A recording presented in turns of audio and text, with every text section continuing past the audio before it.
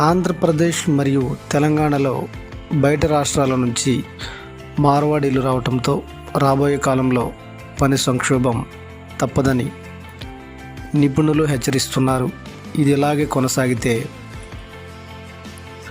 రెండు తెలుగు రాష్ట్రాల్లో ఆర్థిక సంక్షోభం ఏర్పడే అవకాశం ఉందని అభిప్రాయం వ్యక్తం చేస్తున్నారు.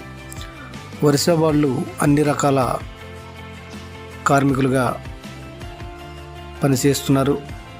వంటకాల తయారీదారులు అలాగే అన్ని రకాల పనులు కూడా చేస్తున్నారు. బీహార్ వాళ్ళు ఇటుక బట్టీలు, ప్రత్తి తీసే కార్మికులుగా పనిచేస్తున్నారు. వరి నాట్లు వేస్తున్నారు. రాజస్థాన్ వాళ్ళు టీ స్టాల్స్, హోటల్స్, అన్ని రకాల షాపులు ఏర్పాటు చేసుకుంటున్నారు. ఉత్తరప్రదేశ్